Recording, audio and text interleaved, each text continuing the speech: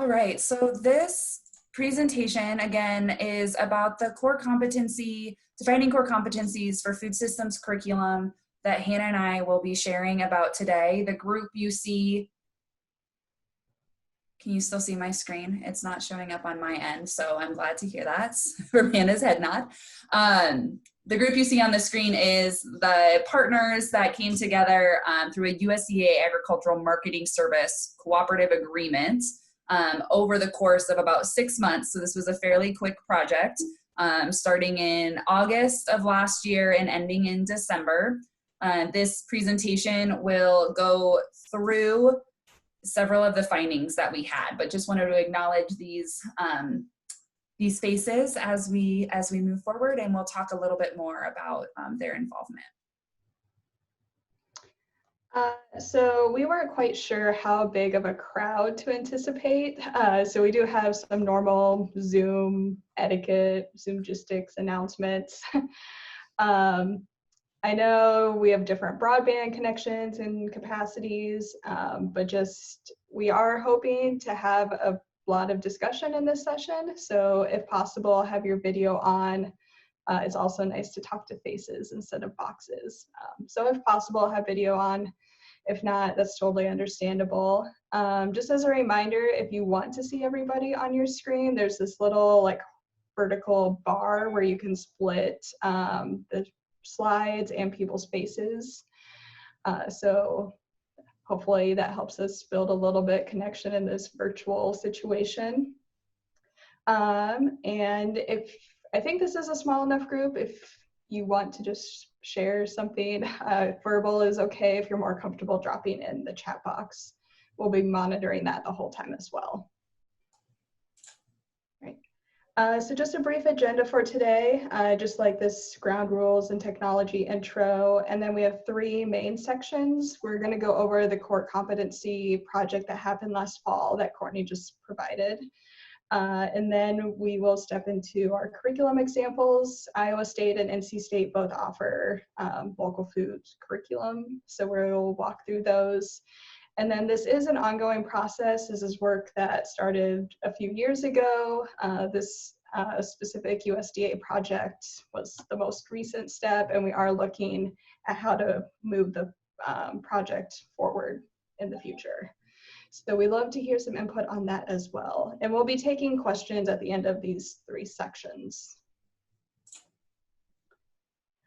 So Courtney pulled these ground rules from Co-Creative. So again, if possible, remain on camera, but again, understanding internet capacities. Be near your microphone if you do want to speak, and mute if others are talking. It doesn't look like anybody's on their phone, but if you do have to switch over, it's *6 to mute and unmute. Avoid distractions. I know when I'm watching these presentations, I want to click on everything. I found it really helpful to hold something else in my hands that I can't click. So I don't know if that's helpful or not. Let's see. Again, we'll take verbal or chat questions because we're such a small group, just whatever you're comfortable with. And I think the other main point is just be kind to yourself and others. 2020 has been a very wild year so far, and I think we're trying virtual conferences and things are a little tense right now in the world. So just hopefully that this can be a positive part of the week. Great, thanks, Hannah. Okay, we are going to start off the presentation now by attempting a Zoom poll. We are curious if you or your organization currently offers food systems curriculum, and this can be very broadly seen. So it could be certifications, it could be general programming, and those types of things.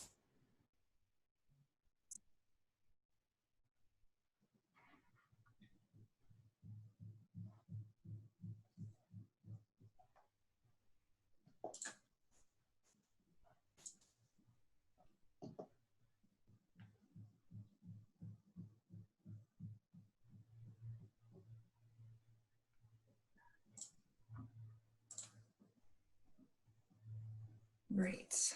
I think I may have one other person. I'll give you a couple more seconds.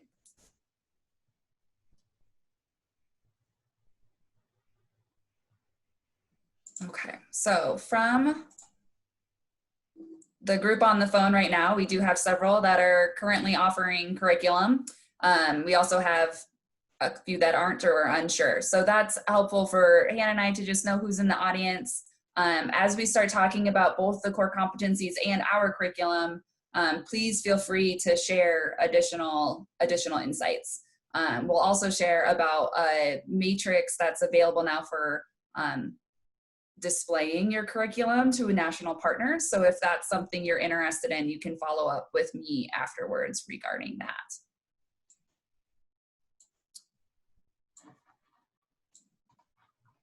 So our primary goals for this presentation are to, one, increase awareness about the USDA Core Competency Project that has wrapped up.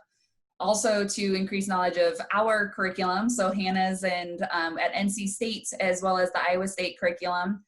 We're not prioritizing those in any way, besides we happen to be the two people on this call and can share about those curriculum.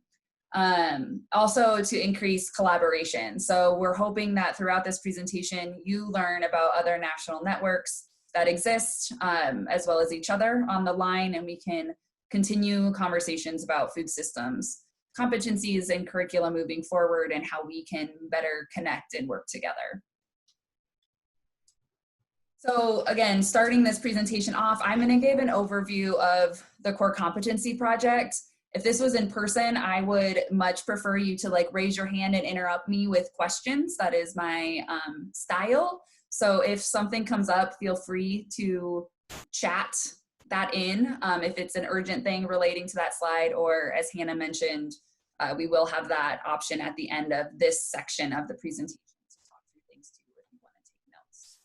So the overall goal for the Core Competency Project was to understand what curriculum already existed around the nation in regards to food systems, to increase networking broadly. So we did have 30 different national partners from several different types of organizations, extension, nonprofits, Farm Bureau, public health. It ranged broadly. So it was really to try to get a holistic perspective of what is a food system and how are we engaging in this work.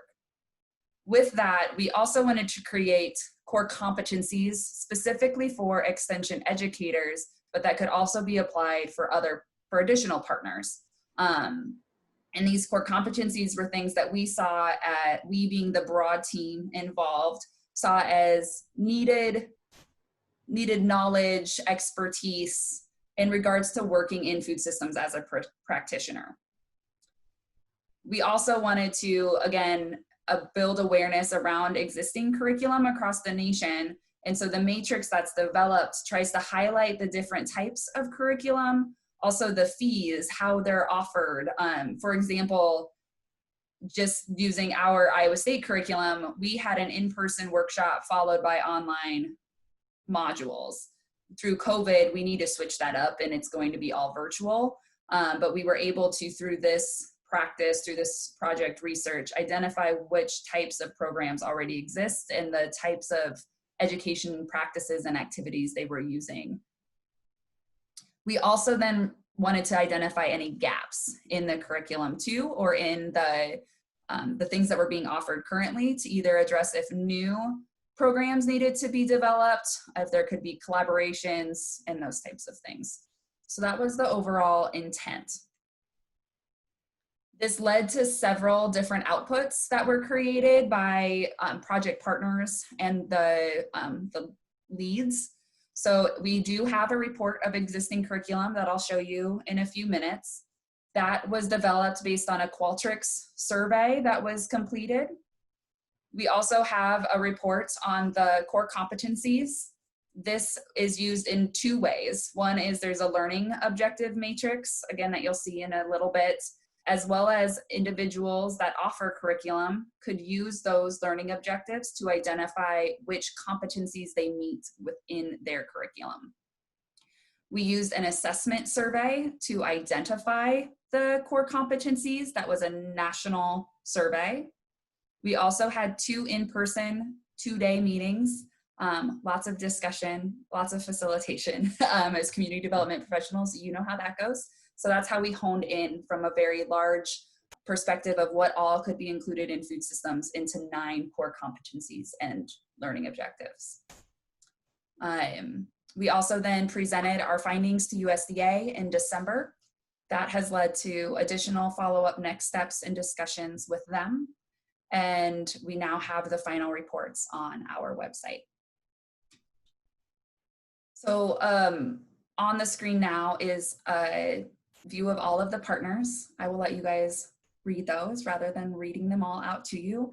I do want to highlight a few of the leading partners, as they had a heavier lift, if you will, in terms of making this project occur. So the North American Food Systems Network, or NAFSN, was involved. They have been doing research on food systems curriculum and certifications for a long time, and have a breadth of knowledge on the subject. They also have their own network and website and communities of practice that we relied heavily on for a history and understanding of current practices and curriculum available. Extension and their community of practice around food systems were also involved. They similarly have different webinars and resources for food systems practitioners within Extension. And then the Wallace Center and their Food Systems Leadership Network and several of the other aspects that they offer helped in identifying and networking and considering the core competencies. And then, of course, Hannah with NC State and their colleagues were also a piece of this. And then Iowa State was the lead partner in the cooperative agreement. The partner organizations that you see on the screen are hopefully showcasing the breadth and diversity of the types of information and the expertise that was around the table. We had several that joined for all of the meetings that we had in person, and in some cases there were 2 different representatives that also kind of tag teamed in terms of who came to which meeting in terms of discussion. And I'll turn it over to you for an introduction. All right, so Courtney and I are just going to give a brief introduction about where our local food program falls within the organization and how we work a little bit. So I'm housed at NC State University in Raleigh, North Carolina. Our extension service expands across 2 land-grant institutions, NC State University and NC State University. And then I'm housed within our Ag and Natural Resources and Community and Rural Development team. And our extension program has a very strong relationship with the Center for Environmental Farming Systems, CEFS, which is a collaboration between our state Department of Agriculture and then NCA&T and NC State. It's really because of that partnership that we have the capacity that we do for doing our food systems development work across the state. So the initiative, my program is a statewide initiative designed to promote the production, marketing, and consumption of food grown and caught within North Carolina, which is very broad. We have a lot of different stakeholders, and because of the span of our land-grant institutions and CEFs, we're able to have that wide of an audience. We have agents in all of the extension areas: 4-H, community development, ag and natural resources, and family and consumer sciences, who are designated as local food coordinators, and we have a person in each 101 county offices. So we provide educational resources for all of those folks. So just to give you an idea of where I spend my time, Becky brought up our local food program team. We have about 85 specialists and agents from across the state, from both universities, who are organized into 7 different work groups who develop local food programming resources. So that I provide leadership for that with a county co-chair. So we're able to provide a lot of resources through that structure. And then later, I'll go through our online courses that we've offered for the past several years. We've had over 100 people go through what is now 3 online professional development courses. And then I also offer support for local food projects across the state and technical support for agents, mostly through taking phone calls and emails and the web portal. Similar introduction then for Iowa State. Our unit is housed within Iowa State Extension and Outreach as well. We are on campus and support our counties and various different ways. For the Farm, Food, and Enterprise Development Unit, we are nested within Ag and Natural Resources Extension, and our FED unit has 3 different teams. We've got business development or enterprise development, small farms, and then our food systems team. Several of our food systems team members are also split positions with community economic development as that works, but we, similar to Hannah, also connect really broadly between human sciences and 4-H too on programming. A little bit about the different teams. Business development and our Farm, Food, and Enterprise Development unit focuses on supporting small businesses, whether that's farms and food businesses, but they also support other types, but on like feasibility studies, financial considerations, market research, and other types of things. A podcast has become a super promising and important aspect that they're also using now in COVID. The podcasts have been out of this world in terms of the number being supported there. Small Farms team also hosts the Agricultural Marketing Research Center. If you have not heard of this resource, it's a great place to find curriculum, information on commodities and products. This is a federally funded and supported project. The Small Farms team also supports agritourism, our Central Region SARE, and additional technical assistance for small farm support.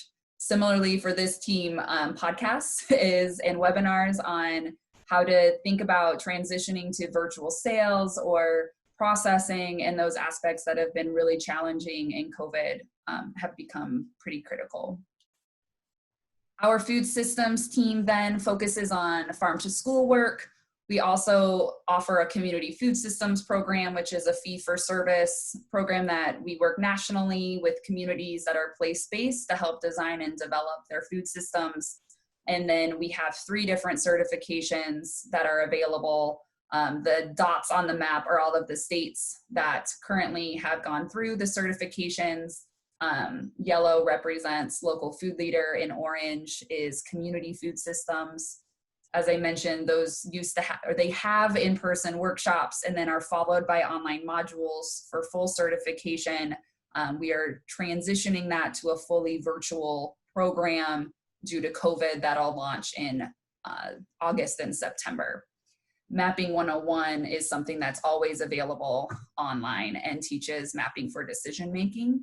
And I'll talk a little bit more about these in the next section. Okay, so our process overview for the Core Competency Project, I just want to give you a sense of how this research was conducted. In October, we met with our large partner organization team, and we identified the ideas around core competencies and the main categories for ag professionals and extension staff. Based on those core competencies, we then identified existing curriculum through a survey. So there were 2 different surveys and 2 different in-person meetings. In the first survey, we sent that out nationally, and we asked for people's perspectives on very broad topics of what is needed as a core competency, and then do you have curriculum already that meets food systems practitioners? So super broad. Then in November, we got our project team back together in Denver, Colorado for this meeting. And based on the core competencies found in key categories, we wrote learning objectives for each of them and came up with sub-themes for each of those competencies, which I'll explain in a bit. From those, once that was developed, we were able to hone in on existing curriculum based on competency level. So a second survey went out where people could actually clarify which competencies then were met. At the end of this, or in December, then we were able to highlight gaps that we saw from that research in curriculum that was available for those competencies, as well as develop a matrix that people could highlight which competencies their curriculum met, as well as their different offerings of their curriculum. So from the research, and this is not in any particular order, we identified 9 categories. So community capacity, food systems, equity, government and policy, natural and built environment, economy and business development, evaluation, leadership, and then public health and wellness.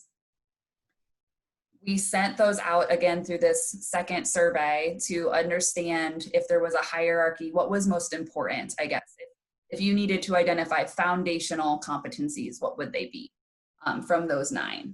So we had around 140 unique responses. It was also all open-ended. So I had the pleasure of using in vivo survey analysis tools to code all of that, which was really amazing to see everyone's perspectives on these different categories. We also asked if we were missing any categories, so had some discussion there. We had an initial 50 curriculum identified, and then also had an additional 60 or so that would like to be involved and have updates on the report. From the survey of the hierarchy of the categories, and I will read these off, I don't know, they're a little small. Food systems had the highest, like that should be the first, that foundation. And then equity, followed by community capacity and economy and business development. Evaluation, leadership, government and policy, environment, and public health and wellness were all still seen as critical, but did not rank as high as those first 4. So in November, when we came back together, we reviewed these different areas. We again created learning objectives. So what you see on this screen is how we were determining those learning objectives based on different levels. So we were particularly interested in knowledge change, behavior change, and then that expertise or that teaching level. So knowing, doing, and teaching was how we were differentiating between 3 different levels of learning that we wanted to write objectives for. Another colleague also shared the idea of this transition between your knowledge of going from unconscious incompetence to being unconscious competence. So going from that no knowledge at all to you are an expert and you know it without thinking about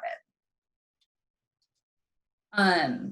These are a few examples of some of the some of the pieces that were coming up in terms of what someone in a food systems might need to know. We probably had a couple hundred of these. So honing that into learning objectives became really important to determine the priorities.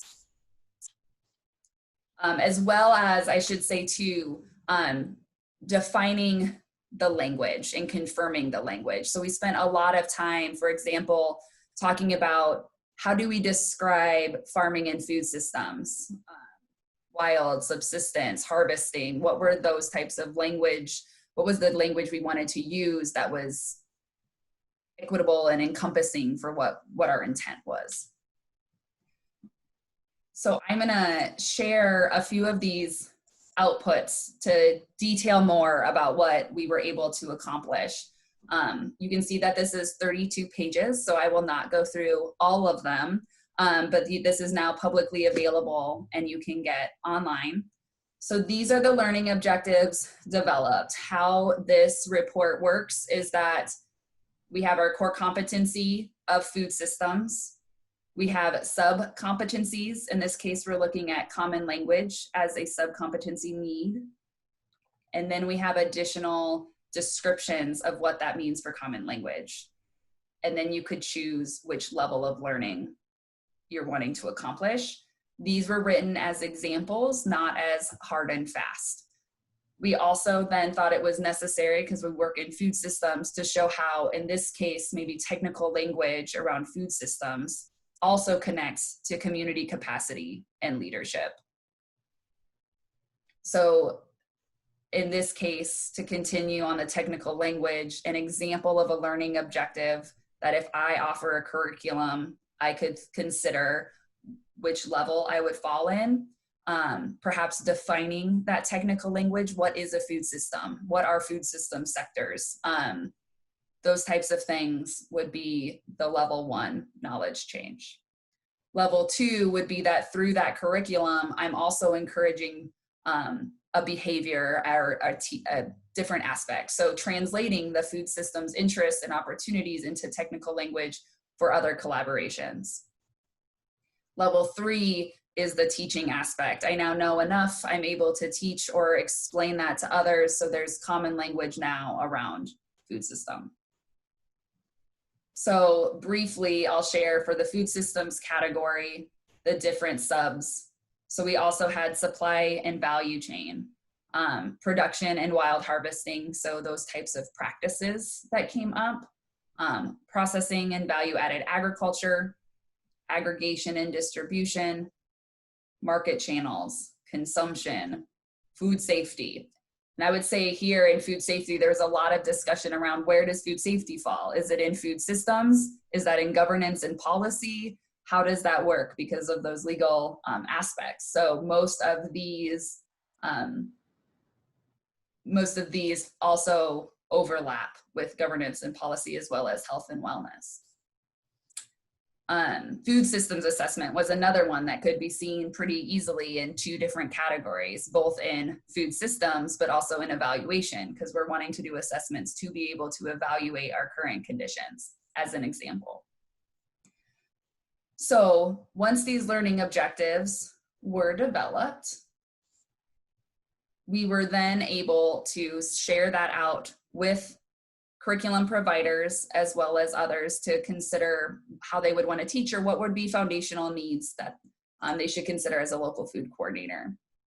So now there is also a matrix available that is shown in 2 different ways.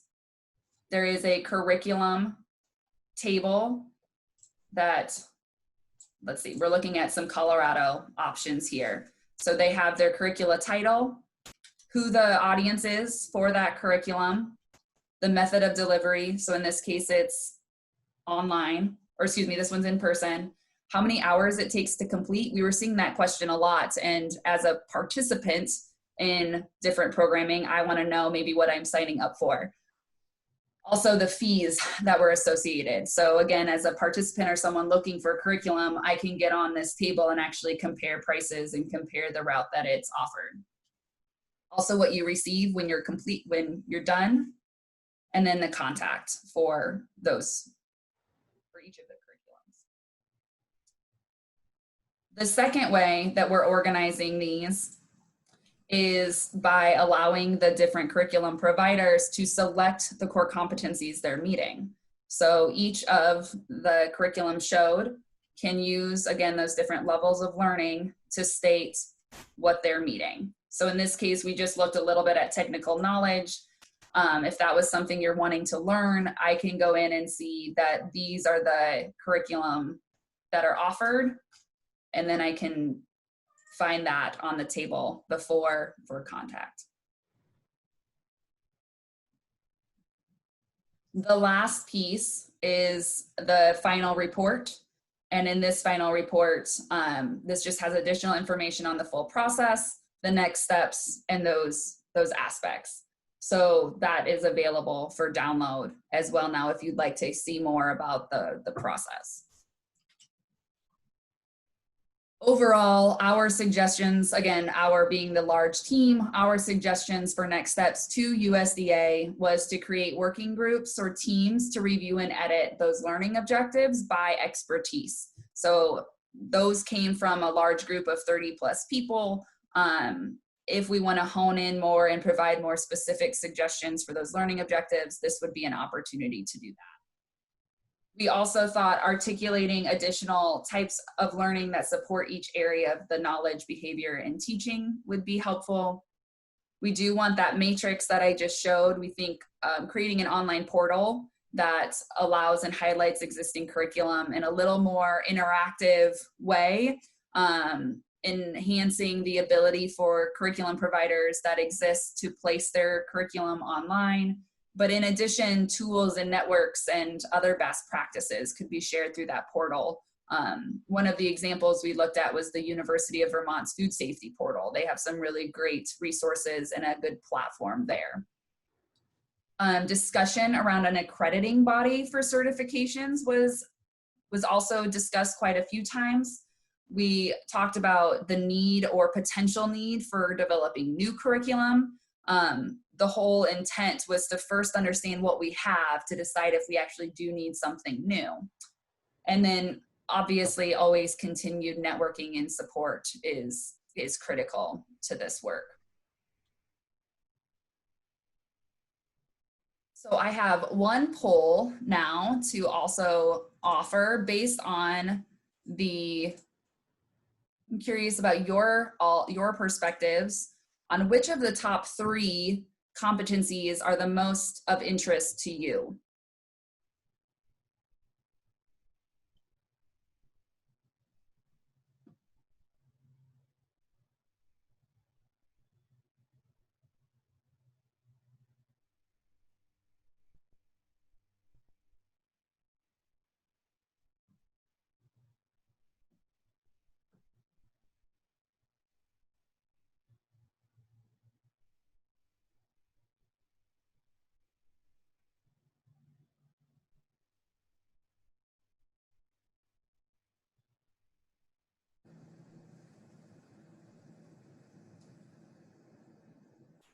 Just a few more minutes or seconds.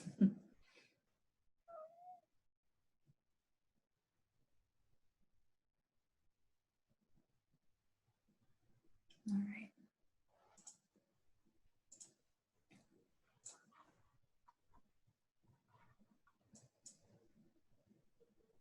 Can you see the results?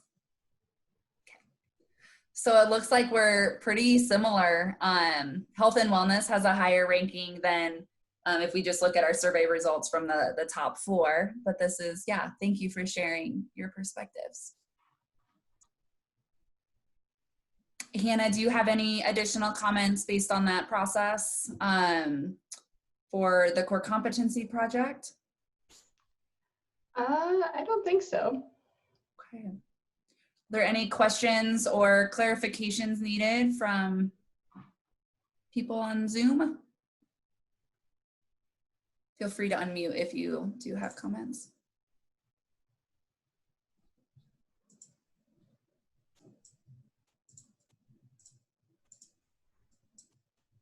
Can you talk about the mapping 101 a little bit more? Sure. I will actually hold off on that, Russ, until the Iowa State section, but yes, I can definitely talk about that. Gotcha. All right, I'll hand it over to you, Hannah. All right, so for this part of the presentation, Courtney and I are both going to walk through the curriculums that we offer. So I'll walk through our courses and then go back, and then we'll open it up for questions. But feel free to drop any comments in the chat box during this section as well. So at NC State, we have 3 people who work on the courses, and I'm going to say we a lot, and I do want a lot of that credit to go towards my predecessor, Joanna Lalikas, who did a lot of work with the planning and getting these courses put together. She was also pretty instrumental in the initial national conversations about core competencies in food systems curriculum. But right now at NC State, we have me, the local food program manager. Darrell Bloom is a professor and our extension local food specialist. And we're very lucky to have Emma Brinkmeyer, who is our program assistant and Moodle guru, who does a lot of troubleshooting for us, which is very helpful. All right. So just to start with our private our goal is to increase the capacity of extension and other professionals, very well defined, to work with and educate growers, processors, distributors, buyers, and community members in the development and facilitation of high-performing local food systems. And this has been a pretty long project for our program. It began back in 2013. Over 40 stakeholders from across the food system and across the state were their input on what people need to know to be able to have conversations about food systems, functioning food systems in the state. And as Hannah Dankbar, she was with NAFSN, who was also a lead partner on this most recent project, to develop an initial set of core competencies. So all of that information was gathered, and an in-person graduate course was launched for North Virginia. It was mostly extension agents who took that course, and writing an in-person course for 3 states was very logistically challenging. So the courses were moved online in 2016. And between 2016 and 2019, we had a SARA PDP grant with NC State, NCA&T, Clemson, and Virginia to add some region-specific content to the course. So we wrapped that up in 2019. And in 2020, we're continuing online course delivery. Running the courses right now. We happened to open our registration window right as people were getting work from home orders. So I haven't run the final numbers, but I have about 50 people from 7 different states in the courses right now. And then in the fall 2020, we are going to launch the course again as a graduate level course at NC State. We have a lot of extension agents involved with that, and we're hoping to pilot some new curriculum on emerging food systems. Right. So when students take our courses, they're able to use a systems approach for their work. So being able to have conversations and do work across the entire food system, have a place-based awareness. We do have quite a bit of region-specific information in our courses, and also diverse networks and collaboration through community leadership.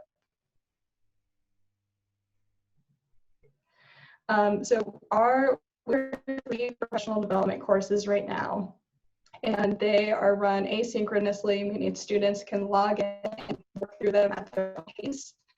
That means we're not there to necessarily enforce every learning objective. So we learn that we need a variety of learning activities to enforce our learning objectives. You are learning this as you move your programming online during COVID.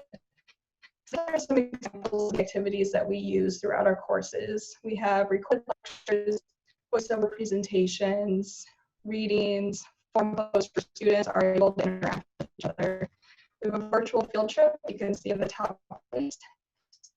Active activities that you can see is that blue globalization box, podcasts that students can download, and then assessments that are just a piece of our evaluation process. So just to walk through our online courses, the first one is our Foundations of Local Food Systems Development. It's a very introductory level designed to provide a foundation for local systems practice. We cover a history of the U.S. food system, define key terminology, and do slide change. We have 3 modules. One is food systems. Then we have community engagement and food systems. And we have regulatory framework for food systems. I think this course take 15 hours to complete. Hey, Hannah. Yeah. I think there's a little bit of feedback. Are other people on the call hearing that too, or maybe it's something on my end? I'm experiencing that also. Okay. I will try a different setup, but I'm not sure how much I can help that. Is this better? It is now, yeah. Sorry to interrupt you. The last little bit was just hard to hear completely. Oh no, okay. Yeah, I think everything I said is pretty much on the slide, but is this audio working better? Yeah. Okay, I have no idea what the issue was.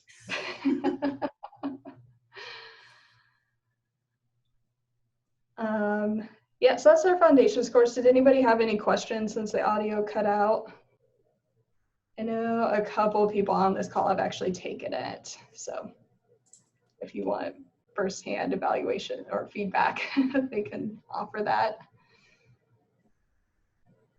All right, we'll move to the second course.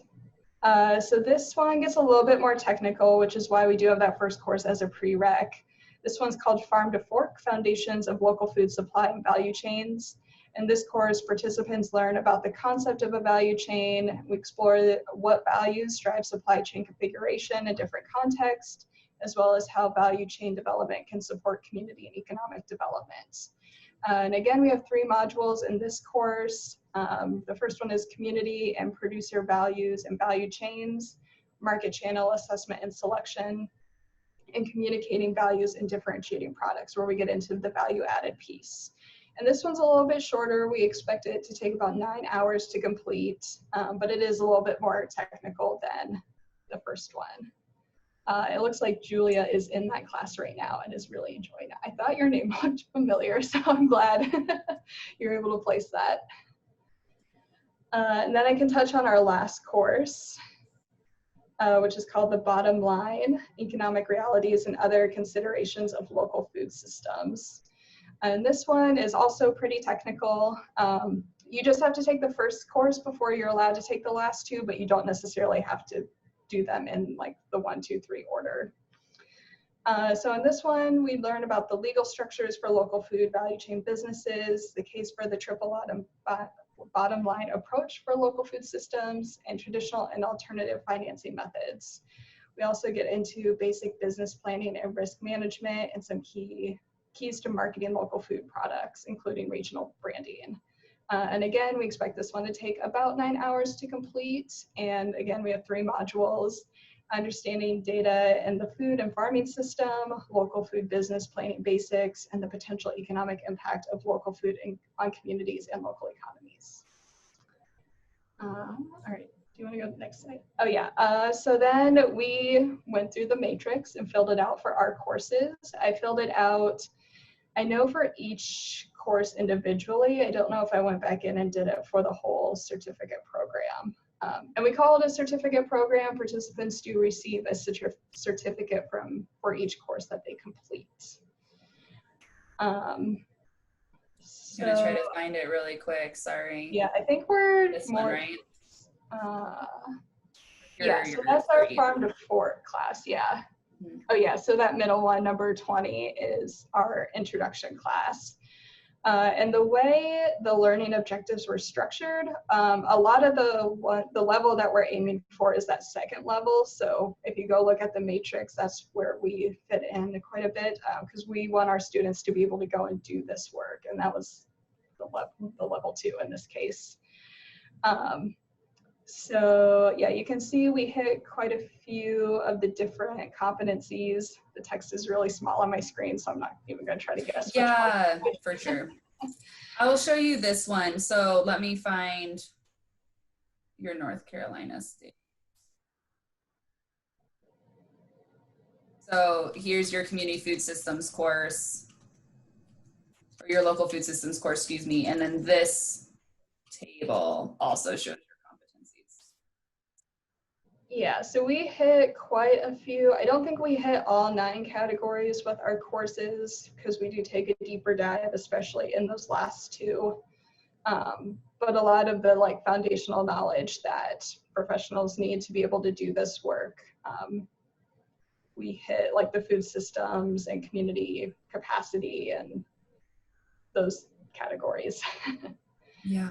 And I do want to add one thing for implementing this curriculum through extension. With our goal of professionals being able to go out and do this work, we follow up with our course participants about 6 months after they complete the course and ask them what specifically they learned that they've implemented in their work. And we've gotten really good feedback. So through that evaluation process, we've been able to learn that we are hitting our primary objective.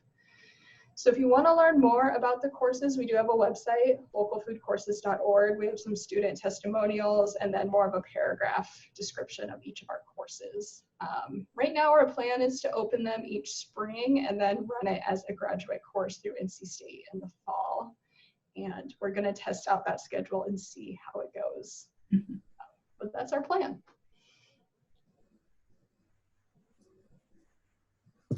All right. So I'm going to share about our 3 courses. We have, similar to NC State, have several different staff and faculty supporting the curriculum across the board. I do not have pretty pictures of all of their faces, so this is our infographic about the food system sectors and what we call our community asset areas, which were the community assets were derived from the community capitals framework. So our history in terms of where the curriculum started is we have the Regional Food Systems Working Group that still meets quarterly in Iowa. And this started with our Leopold Center back in 2003. So the Leopold Center of Sustainable Agriculture used to host the Regional Food Systems Working Group, started that, and it continues to this day through external partnerships as well as Iowa State support. In 2014, I worked with an organization called the Community Design Lab, and we received funding through the Leopold Center to develop the Agricultural Urbanism Toolkit, which basically looked at design for food systems, both in rural and urban areas. From that project, we started meeting with several other, community development practitioners, city planners, and had additional local foods interests beyond the typical like master gardeners and local food coordinators, farmers markets, those types of things that were in the working group, that REFSWIG. And so that led to a broader perspective of creating curriculum or just general professional development about what it meant to work in local foods. So we being our Iowa State Local Foods team, at that point created a program called Local Food Leader.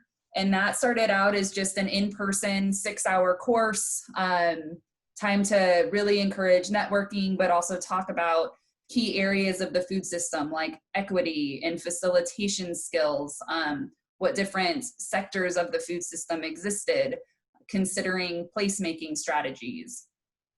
As that evolved, we were offering Local Food Leader once or twice a year as, again, this workshop in partnership with the Regional Food Systems Working Group. And we ended up having an opportunity to apply for funding through Agmark, and we received funds to develop two national certifications. This led to the development of both Local Food Leader as a beginning practitioner curriculum, as well as a community food system certification, which teaches more of our ag urbanism process of design and development of food systems.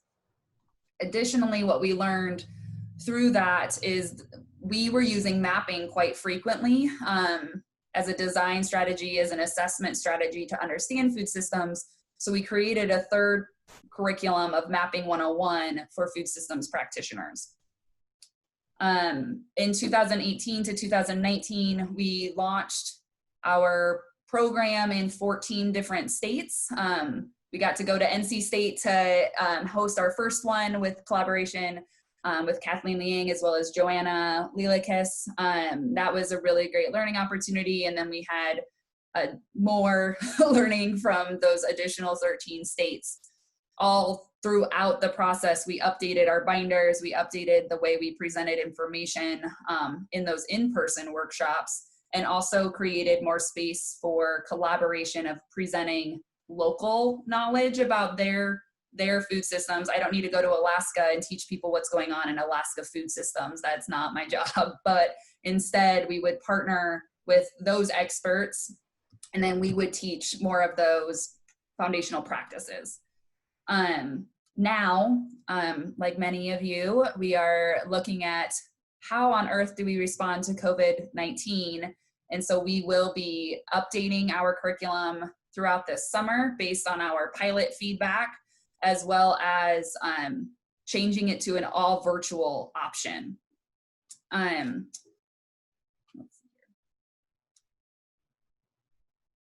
So I should share too, this is a table of our different curriculum.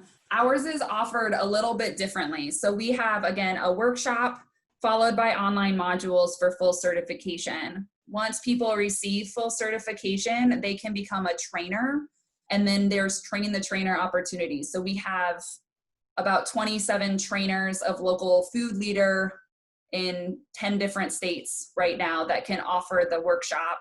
And so those are opportunities. We haven't hosted a community food systems train the trainer yet, but the hope is that we're building local capacity, and we're more process oriented, I would say, in our certifications versus teaching very specific practices. So that's where we're headed. In this case, this is a quick overview. Ours are also pretty dense in terms of the time allocated for them. So local food leader does have about a one-day workshop. It's about 7 hours. So, and then after you complete the workshop, there's about 40 hours of online curriculum. We found out that's a lot. And so we are minimizing the amount of required activities and time and having more suggested options. One of the things we're changing is that in our COVID response, we will have bi-weekly and monthly check-ins throughout the 4-month period to keep people on track for finishing the modules. And there will be more bounce back in terms of that space and learning in a couple different ways. For community food systems, that's an 80-hour course. That's a pretty intensive course as well. Again, this goes through a process. So people are learning about facilitation, they're learning about design thinking, a community food systems process, creating a community food systems assessment. So there's also several different products and outputs that participants create throughout the curriculum, all of which are submitted and graded. And then in community food systems, there's observation requirements and those types of things too that we've been doing via Zoom. Mapping 101 is a standalone course as well as embedded in community food systems for those that would like to have a full certification. This one's more around 10 to 12 hours. It teaches QGIS, which is a free platform for using mapping. It goes through tutorials of QGIS, and then so you go through tutorials, you build a specific map, we grade that, and then you create your own map. So the goal is that you think about your place-based food system, your farm, your business, and you create a map that responds to something you're questioning. And we would work through that process with participants. And that one is all online. Similar to NC State, we have several different learning activities as well. In the workshop sessions, we're using a lot of like breakout rooms. We have people break out into sector groups, or they meet as like people interested in production or people interested in processing or distribution, and then talk about, in that case, like how does equity impact, or how does that look in the production system, or what does it mean for the economy when these things happen in distribution. So we have specific breakouts for those types of things. Once you get online, there's also recorded presentations and closed captioning, several different readings and interactive discussions. We also use pre and post tests as well as pre and post evaluations. The tests are more so we can very easily just see the knowledge change, and the pre and post evaluations are more about perceptions of what has changed. Was this helpful? Kind of like what Hannah said about like the 6-month mark, like how are you implementing anything because of this curriculum? That's how we use our evaluation. I noticed when I was trying to show Hannah's curriculum that going through this table is a little messy, so I'm just going to spare you and mention that you can get on the curriculum matrix and see which objectives LFL, CFS, and Mapping 101 meet.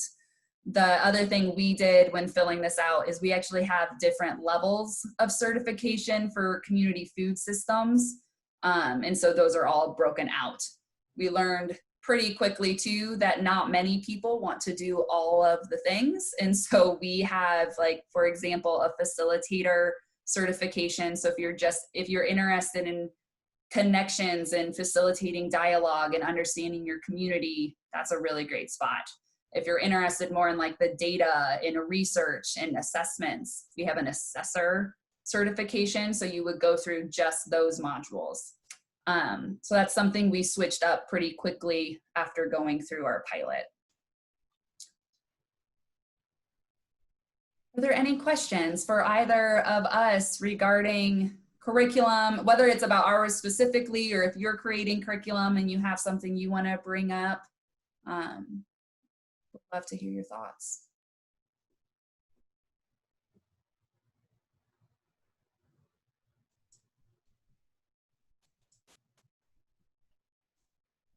This is Hannah. I'm curious about the main audiences that you're noticing of who is taking those classes, and then from the feedback of what people are working on, what types of projects are happening. Yeah, great question. Hannah, do you want to start? Yeah, so I know for at least this time that we're running the courses, we have, I would say, the majority of extension folks. Yeah, I would say mostly extension, and like evenly split, I think, between campus and county. And then we also we actually have a couple farmers this time taking our courses, and then some people from food policy councils. We had a pot of money that we were able to give scholarships to family and consumer science high school teachers. So we have a number of them going through the courses this time. Oh man, we have some people from nonprofits.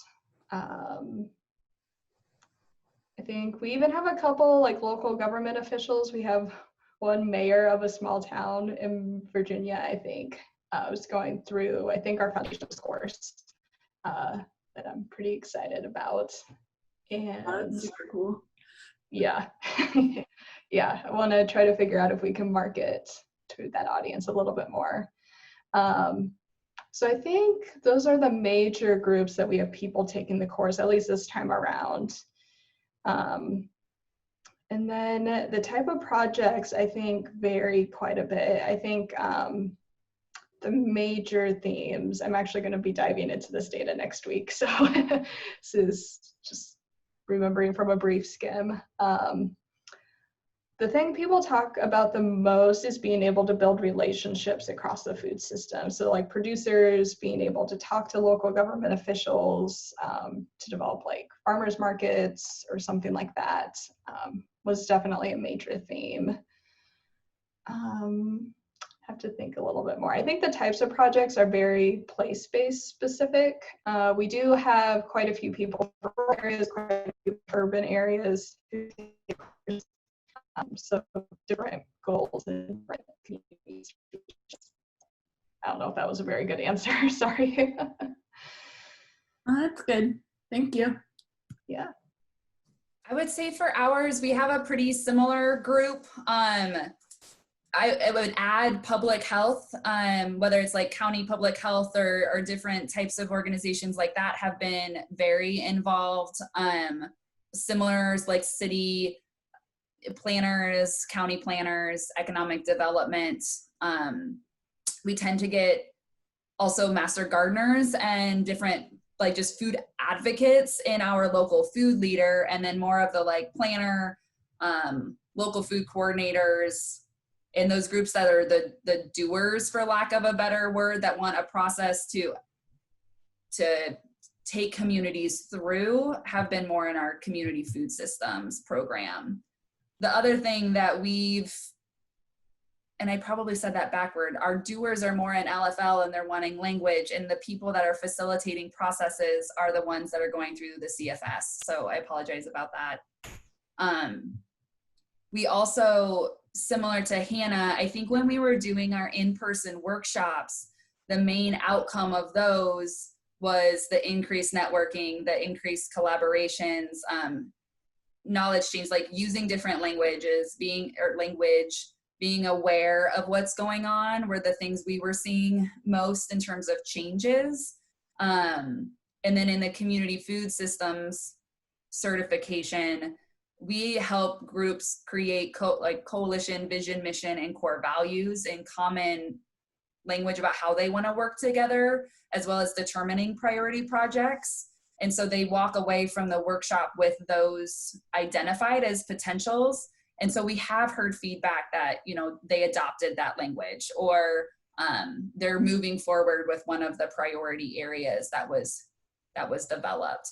I'm curious if that will remain the same once we go virtual, because my assumption is that through the virtual only program, we're going to have people from all over the nation joining in on those conversations versus 20 to 40 people from a locale or state in the same space. So it'll be interesting to see what shifts, I guess. Thank you. That's So- super interesting to hear about. Thanks for asking.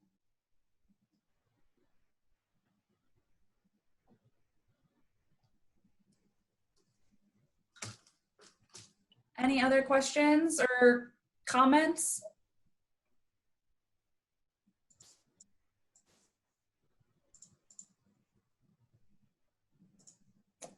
Okie doke. So we wanted to just hold some space too for next steps. I know we mentioned some of our next steps for core competencies. And let me see here. I keep trying to see your faces while also reading my screen. We were curious if you have any immediate needs, or whether that's in curriculum or immediate needs for collaboration and thinking together, what is on the top of your mind right now with food systems in our nation, in your states?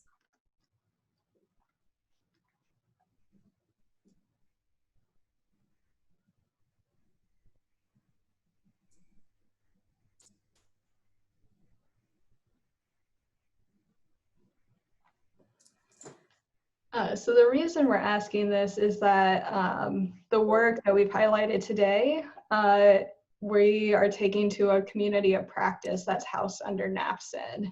And we are going to figure out the next action steps in this process. So we're interested in hearing about the most immediate needs, so we can maybe tighten up those action steps a little bit and actually get more products out.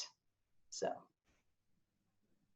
Well, I'll just speak up a little bit. Rex Nelson from University of Nebraska Extension. Hello, Courtney. Hi.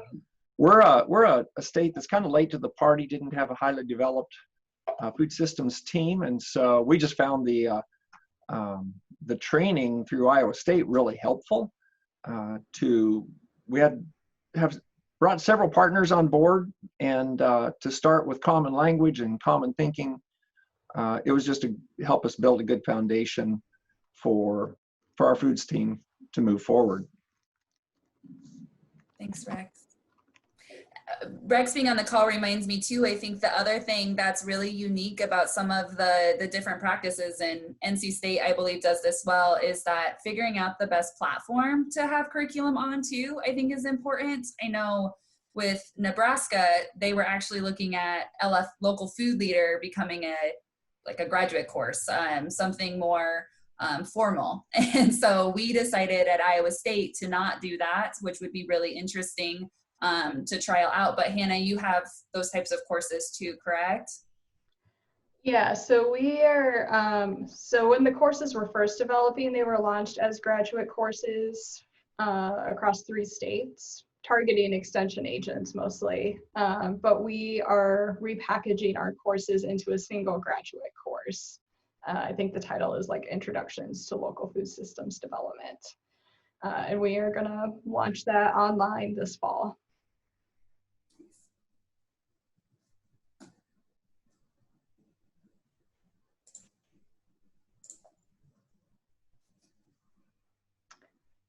Yeah, so as we mentioned, this is part of an ongoing conversation that's been going on for several years now. So I mentioned the community of practice that's housed under NAFSN. We are going to pull this group together maybe sometime this summer or early fall at the latest. So if you're interested in continuing to talk about these core competencies and learning objectives, feel free to shoot me an email. If you need that, I can drop it in the chat box before we wrap up here. And I will make sure that you get added to that list. And then there's also some ways to engage with the lead partners from this project.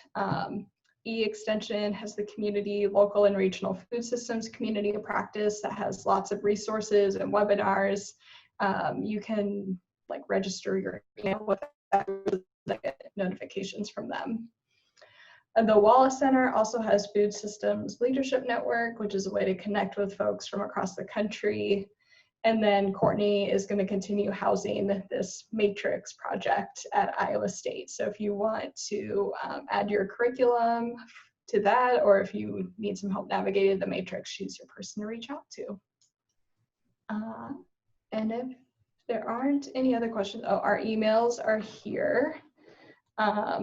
And before you all head out, I'm going to drop an evaluation into the chat box. Oh, I accidentally shared that privately. Sorry.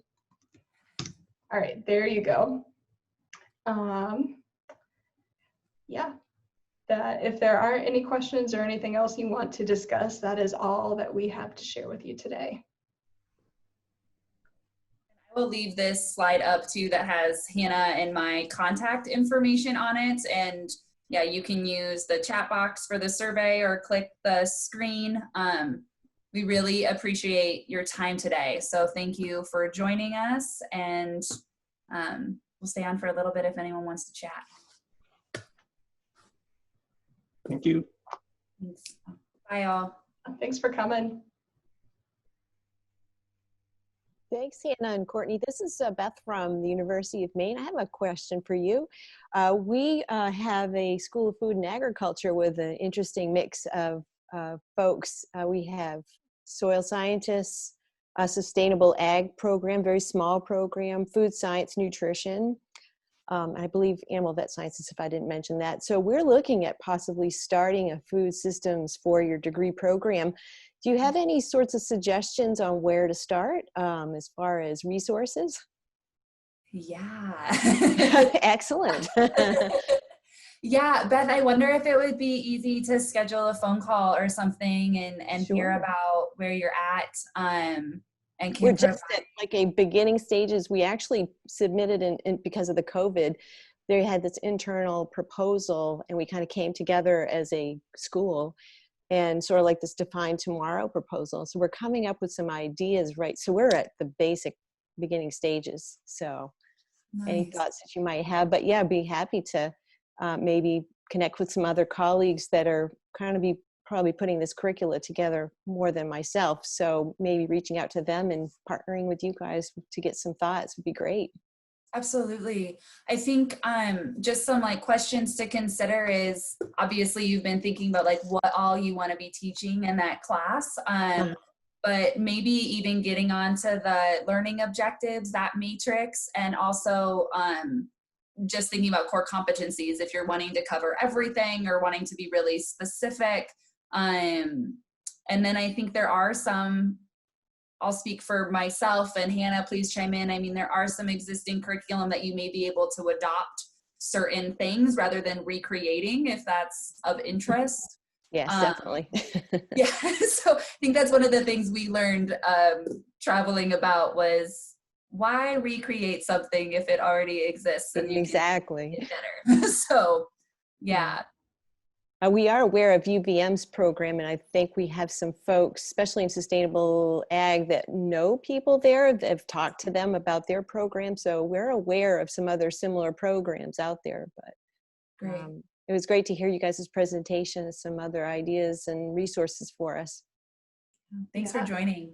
Yes, thank Give you. a plug for the Vermont program, but another program that might be worth reaching out to. It's a graduate level program. It's where I got my master's, and Courtney's there now. The graduate program in sustainable agriculture at Iowa State is very interdisciplinary. Okay, yeah. And they went through a big process to pull that program together. Okay, excellent. Yeah, so that would be a really good website to check out. And I mean, I really enjoyed the program, so definitely giving a plug for it. Excellent. No, that's really helpful. Thank you. Yeah. And I have your contact information, so maybe we'll set up a time to chat later on. I appreciate it. Yeah, that's an exciting project. Yeah, it's going to be a lot of different moving parts to it. But like you said, having producers, processors involved. We have 3 food science specialists, one myself, that an extension that can be involved as well. So it can be a pretty exciting program, I think. Amazing. Yeah. Good luck. Yeah. Well, thank you very much. Have a good day, guys. You too. Thank you. This is Melissa. Are you still there? Yeah. Yep. So you mentioned a lot of resources that I was interested in. Are you going to be sharing something with participants, or should I just ask right now, like, how do I reference the content once it does go online? Where the Really podcast good questions. Thanks for asking. Yes, so we are recording this presentation. I need to find out if we are able to just share with the participants that we're on, or if NACDEP wants it on their website solely. So that's something we need to figure out. So I'm also happy to like send you a PDF of the presentation, Melissa, if that would be helpful, and we could post that pretty soon, I would imagine. And Hannah and I could have that on our websites too. Okay, that would be great. Thank you. What is your email, Melissa? Or could you type it in? Yeah, I'll type it in the chat. Got your hands full, but it's Thanks.